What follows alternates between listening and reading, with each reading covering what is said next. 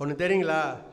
வெக்கம், மானம், சூடு, சொரணை இது எல்லாம் இல்லாதவன் யாரை சொல்லுங்கள்? பெரிய ஞானி. வெக்கம், மானம், சூடு, சொரணை இல்லாதவன் பெரிய ஞானி. யாரா பெரிய ஞானினா நம்ம ஊரில் இருக்கிற அரசியல்வாதிகளா பெரிய ஞானி. 2026 தானே எலெக்ஷன் வருது. அப்போ நல்ல புத்தி எல்லாருக்கும் வரான் ஒருத்தன், புதுசாக ஒருத்தன் சும்மா இருந்தவனை நோண்டி விட்டானுங்க.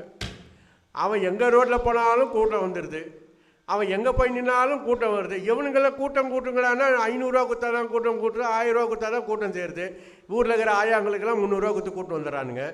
நம்ம பசங்களாம் சின்ன சின்ன பசங்களாம் அவன் செலவு பண்ணி கூட்டத்துக்கு போகிறான். அந்த மாதிரி ஒரு அரசியல் மாற்றமும் எல்லாம் பார்த்துட்டு இருப்பான் பகவான். கலியுகம் எவ்வளோ நாளைக்குடா நீ ஏமாத்துவ? எத்தனை வாட்டி ஏமாத்திட்டு 50 வருஷம் 60 வருஷமா ஏமாத்தினுக்கிறீங்க. இனிமேல் ஏமாற்ற முடியாது. அடுத்தடுத்து நடக்கும் ஒரு சுழற்சி.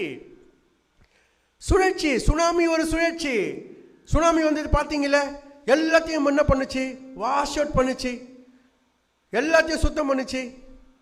இப்போல்லாம் பாருங்க, இயற்கை அந்தந்த காலகட்டத்துக்கு சரியான காலகட்டத்துக்கு மழை பெய்யுதா, வெயில் வருதா, எல்லாம் நடக்குதா? எப்படி சுழற்சி. அந்த மாதிரி அரசியல்லையும் ஒரு சுழற்சி நடக்குது.